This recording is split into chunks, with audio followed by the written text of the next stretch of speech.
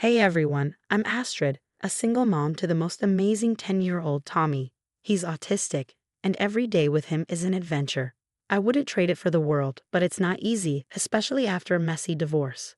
Right now, I'm packing for the annual family reunion, and Tommy is bouncing off the walls. Mom, do we have to go? Aunt Karen always pinches my cheeks too hard. I sigh, zipping up his suitcase. I know, buddy, but family is important, even when they're a pain in the neck. The truth is, I'm dreading this reunion as much as Tommy. My family isn't exactly known for their understanding, especially Aunt Karen and her son Derek. Last year, Karen had the nerve to say, maybe if you disciplined him more, he wouldn't be so, you know.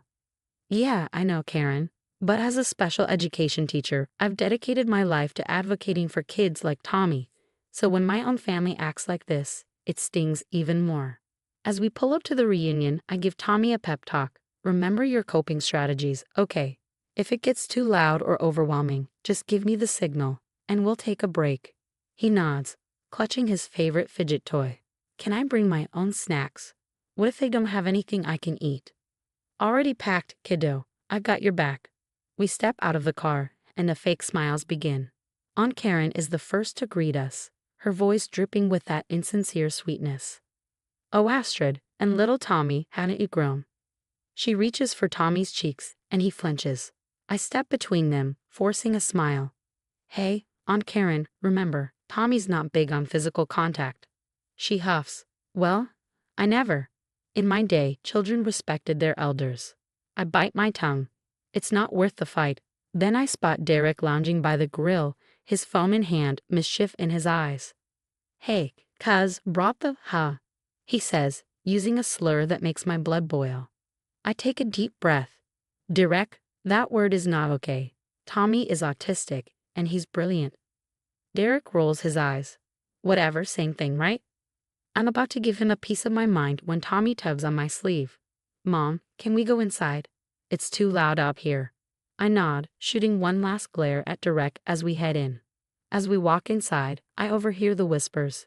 Poor Astrid, stuck with that burden. I heard autism is caused by bad parenting. Why'd she even bring him? He'll ruin the reunion for everyone. My heart cracks, but I stand tall. We faced worse. Tommy and I can handle one weekend with these people. Little did I know, this reunion was about to test us in ways I never imagined. The reunion was in full swing, and I was doing my best to keep Tommy comfortable. We found a quiet corner where he could play with his toys while I chatted with the few relatives who weren't as judgmental. But of course, Aunt Karen couldn't leave us alone. She cornered me by the punch bowl, her voice full of fake concern. Astrid dear, don't you think Tommy should be mingling more? It's not healthy for him to be so isolated. I took a deep breath. Tommy's doing great, Aunt Karen. He's engaging in his own way. She tutted. If you'd just be firmer with him. I'm plenty firm, and I'm also understanding of his needs. Before she could argue further, Derek sauntered over. Hey, Aunt Astrid, want me to show Tommy around? Maybe introduce him to some of the younger kids. I hesitated. Derek had never shown interest in Tommy before, but maybe this was a chance for things to improve. That's actually really nice of you, Derek. Tommy, buddy, want to go with your cousin for a bit? Tommy looked uncertain but nodded. As they walked away, I felt a glimmer of hope. Maybe this reunion wouldn't be so bad after all. I couldn't have been more wrong. I was catching up with my cousin Sarah when I realized it had been a while since I'd seen Tommy. A knot formed in my stomach. Have you seen Tommy and Derek? Sarah frowned. I think I saw them heading out back earlier. I rushed outside, the knot tightening with every step. That's when I heard the laughter. Following the sound, I rounded the corner of the house and froze. There was Tommy sitting on the ground with a can in his hands. Derek and his friends were doubled over, laughing, phones out and recording. As I got closer, I realized with horror what Tommy was holding, a can of dog food. Tommy, no, I shouted, rushing over. Spit that out, honey. Tommy looked confused and upset. But Derek said it was a special snack. I turned on Derek, fury boiling over. What the hell is wrong with you? Derek was still laughing. Chill, Aunt Astrid. It was just a joke. Look how many views it's already getting. I grabbed his phone, my vision going red. The video was already uploaded, and comments were flooding in. Lol, what a freak. Is he really eating dog food? Take it down. Now. No way. This is gold. By now, a crowd had gathered. Aunt Karen pushed through. What's all this fuss about? Derek grinned. Just having some fun with Tommy, right, little dude? Tommy was rocking back and forth, clearly distressed. I put my arm around him. Your son tricked Tommy into eating dog food and filmed it. Take the video down, or I swear to God. Karen scoffed. Oh, don't be so dramatic. Boys will be boys. Tommy's fine, aren't you, dear? Tommy didn't respond, too overwhelmed. I looked around, hoping someone would back me up, but all I saw were awkward glances and poorly hidden smirks. That's when I knew we had to leave. We're done here, I announced, helping Tommy to his feet. And if that video isn't down by the time we get home, I'll be contacting a lawyer.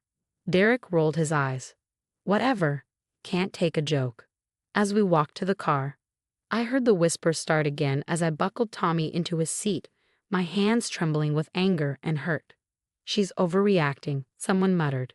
Tommy didn't even seem to mind. This is why you shouldn't bring special needs kids to family events. In the rearview mirror, I saw Aunt Karen and Derek laughing together as we pulled away. The tears started to fall as soon as we hit the main road. Tommy reached out and gently patted my arm. Don't cry, Mom. The snack tasted bad, but I'm okay. His innocence, his kindness, even after what they'd done to him, broke my heart all over again. I swallowed hard, wiping at my face. I'm so sorry, baby. I'm so sorry. As we drove home in silence, I made a promise to myself and to Tommy, this wasn't over. Not by a long shot. Derek and Aunt Karen might think they'd had their fun, but they had no idea what was coming. Nobody messes with my kid and gets away with it. Nobody. The days following the reunion were a nightmare. Tommy's meltdowns became more frequent, the confusion and hurt from what had happened eating away at him. One night, as I tucked him into bed, he asked a question that broke me. Mom, why did Derek trick me? Aren't families supposed to be nice? I sighed, stroking his hair. Sometimes, honey, even family can be cruel. But that's on them, not you. You did nothing wrong. Once he was asleep, I checked my phone. The video had gone viral. Comments flooded in, most of them filled with cruel jokes at Tommy's expense. My stomach turned. I spent hours reporting the video, emailing platforms to take it down. But for every one removed, 3 more popped up. Then the harassment started. Messages calling me a Karen for not being able to take a joke. Others saying Tommy deserved it for being weird. One night, fueled by anger and exhaustion, I started digging into Derek's online presence. What I found shocked me. This wasn't a one-time thing. Derek had an entire channel dedicated to pranks, most of them cruel, aimed at unsuspecting victims. Many targeted people with disabilities or differences. I reached out to some of the victims, and their stories made my blood boil. A girl with a stutter whom Derek had tricked into giving a speech, only to edit the video to make her sound worse. A boy with ADHD whom Derek convinced to take fake focus pills that were actually laxatives. One mom, Sarah, whose son had been a victim, became my ally. We started compiling evidence, building a case against Derek. He's been doing this for years, Sarah told me during one of our late-night strategy calls. The school knows, but his parents always smooth it over. He's untouchable. But I was determined to touch the untouchable. Digging deeper, I discovered Derek's endgame. He wasn't just a bully, he was an aspiring influencer. His cruelty was calculated, designed to shock and go viral. He even had a press kit, pitching himself to brands as an edgy prankster. It made me sick, but it also gave me an idea. If Derek wanted to be famous, I'd make him famous, but not in the way he wanted. I started reaching out to every victim I could find, every parent whose child had been hurt. I contacted autism advocacy groups, anti-bullying organizations. I was building an army. One night, as I worked late into the evening, Tommy padded into my office. Mom, are you still trying to make the bad video go away? I nodded, pulling him into a hug. Yeah, buddy, but I'm doing more than that. I'm going to make sure Derek can't hurt anyone else like he hurt you. Tommy was quiet for a moment and said, Good.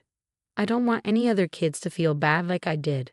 His words strengthened my resolve. This wasn't just about revenge, it was about protection. It was about justice.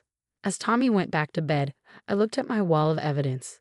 Screenshots, testimonies, video clips, all painting a clear picture of who Derek really was. I picked up my phone, dialing Sarah's number. When she answered, I took a deep breath. I have a plan, but I'm going to need everyone's help. As I outlined my idea, a mix of anxiety and determination bubbled inside me. What I was about to do could backfire spectacularly, but if it worked, Derek would never hurt another person again. Maybe, just maybe, it would force my family and others like them to confront their own complicity in allowing this behavior to thrive. When I hung up, I looked at a picture of Tommy on my desk, my beautiful, kind, misunderstood boy. I touched the photo, making a silent promise. We're going to make this right, baby, no matter what it takes. The video dropped like a bomb. The real Derek. A history of cruelty spread faster than any of his pranks ever had. Testimonies from victims, clips of his worst jokes, and expert commentary on the harm of such behavior. It was all there.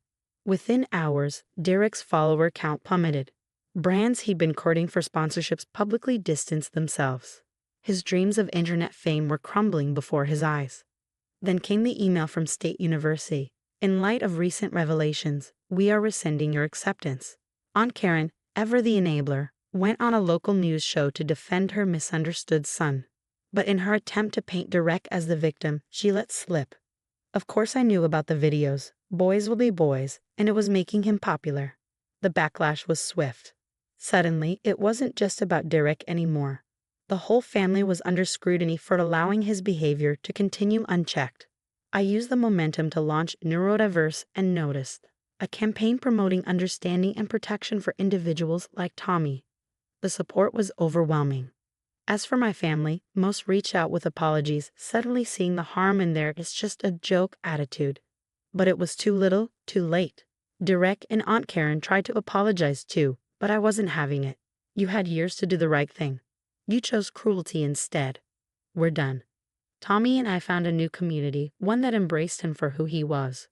Support groups, understanding friends, and a school that actually celebrated neurodiversity. One night, as I tucked Tommy in, he smiled up at me. "Mom, I'm glad we're not going to any more mean family reunions." I kissed his forehead. "Me too, buddy, me too." As I closed his door, I felt a weight lift. We'd been through hell, but we'd come out stronger.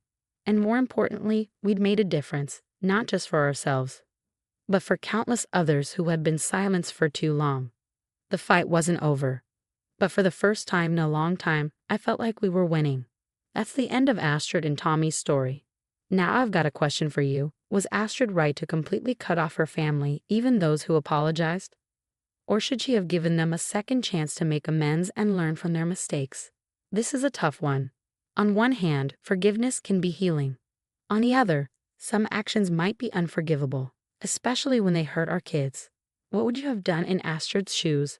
Drop your thoughts in the comments below.